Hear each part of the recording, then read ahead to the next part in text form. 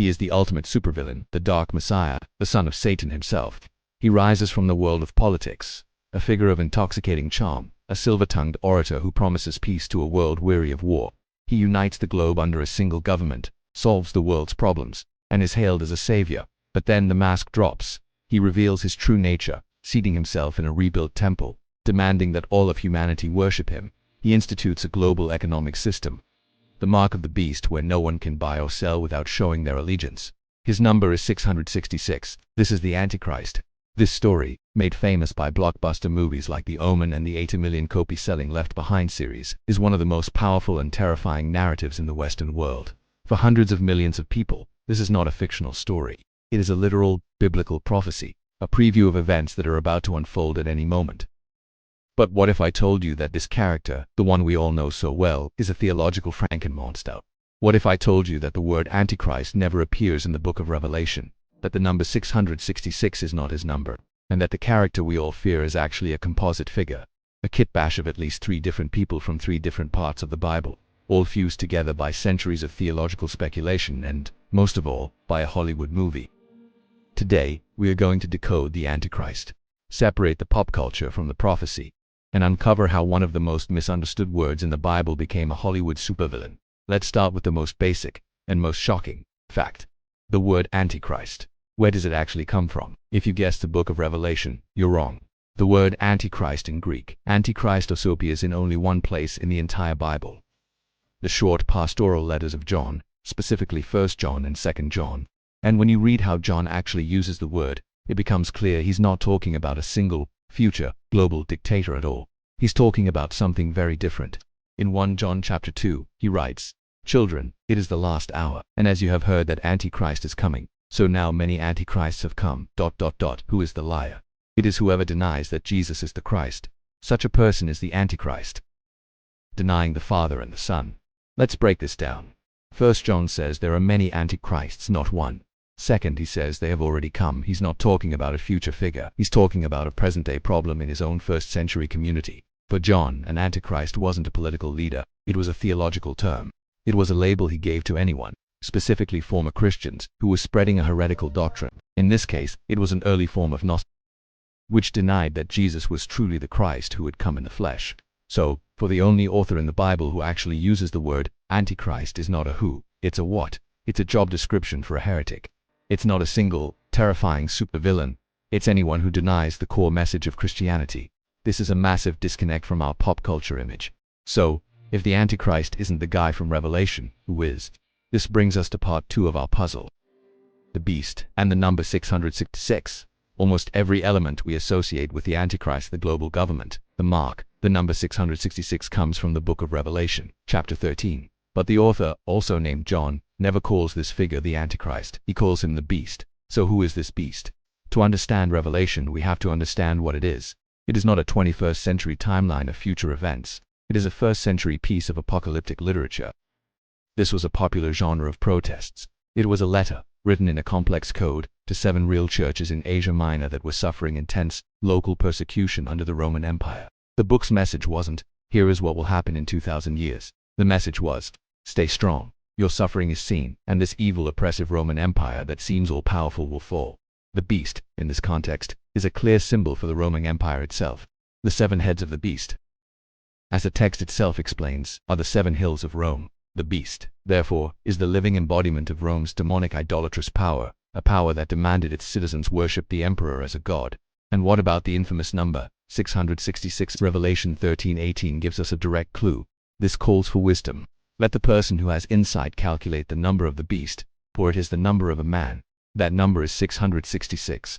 This is a first-century riddle. And the answer lies in a common ancient practice called gematria, where letters are assigned numerical values. The author was writing to a persecuted audience in a coded language that they would understand, but his Roman oppressors would not. And for centuries, the most accepted scholarly solution to this riddle points to one man, Emperor Nero Caesar. In Hebrew, the name Nero Caesar is written Nronqsr. When you take those Hebrew letters and add up their numerical values, what do you get? N50 plus R200. O 6 más N50. 100 plus S60 era 200 igual a 666. Nero was the first emperor to persecute Christians, a man of profound cruelty, who, according to legend, murdered his own family and set fire to Rome for the first-century church. He was the literal beast, the man whose numbers symbolized the ultimate evil of the Roman state. So, the Antichrist is a first-century heretic, and the beast is a first-century Roman emperor. How in the world did these two separate figures become one guy? This is where our theological kit-bashing begins. The Bible has a few other mysterious evil figures. In his second letter to the Thessalonians, the Apostle Paul warns of a future man of lawlessness, a figure who will sit in God's temple and proclaim himself to be God. The Old Testament book of Daniel has visions of a little horn, a boastful, arrogant king who persecutes the faithful. Faced with this collection of different villains, early church fathers, like Irenaeus in the 2nd century and Hippolytus in the 3rd, did what any good storyteller would do. They tried to synthesize them. They streamlined the narrative. They argued that surely all these figures, Jan's Antichrist, Paul's man of lawlessness, Daniel's horn, and Revelation's beast, must all be describing the same, single, ultimate enemy. And so, the composite character was born. He got his name from John, his job description from Paul, and his number 666 and political system from Revelation. This composite Antichrist became a popular figure in medieval theology. During the Reformation, Protestant leaders like Martin Luther famously identified the Pope as the Antichrist. Not a single man, but the institution of the papacy. But the final transformation, the one that created the supervillain we know today. That was a modern, and distinctly American, invention. This brings us to the final act, the creation of the Hollywood Antichrist. In the 19th century, an Irish preacher named John Nelson Darby developed a new system of end-times theology called dispensationalism, the same system that gave us the modern rapture. This system, which became wildly popular in America, required a future, 7-year period of tribulation ruled by a charming European political leader, the Antichrist. This theology was popularized in the Scofield Reference Bible, which mapped out this entire timeline in its footnotes. This system was popular in churches, but it hit the mainstream in the 1970s, a time of great anxiety, the Cold War, the oil crisis, and the rise of the European Union, which many saw as a revived Roman Empire. In 1970, Hal Lindsey's book The Late Great Planet Earth took Darby's timeline and mapped it onto current events. It sold tens of millions of copies, convincing a generation that the Antichrist was alive and well, probably a politician in Europe. But it was 1976 that sealed the deal. A horror movie called The Omen was released. The movie took all this complex theology and turned it into a terrifying, visceral, and simple story. The Antichrist wasn't just a political figure. He was Damien, the son of Satan, adopted by a powerful American ambassador. The movie gave us the 666 birthmark, the mysterious accidents, and the chilling face of evil in a child's body. The Omen did for the Antichrist what Jaws did for sharks. It turned a complex theological concept into a pop culture monster. This image was then solidified by the Left Behind series in the 1990s, which gave us the ultimate Antichrist, Nicolae Carpathia, a charming, manipulative European politician who was the perfect synthesis of Darby's theology and the Omen's sinister charisma. The character was complete. So, the Antichrist we all know from pop culture is not a single biblical figure. He is a theological greatest hits album. He has the name of a first-century heretic from the letters of John. He has the number and political power of a first-century Roman emperor from the book of Revelation. He has the job description of a future rebel from the letters of Paul, and he has the backstory, face, and marketing of a Hollywood horror movie. And this brings us to the final, crucial debate. What is the Antichrist, really? Is it, as dispensationalism teaches, a literal, single individual who is yet to come, and for whom we should be watching the headlines?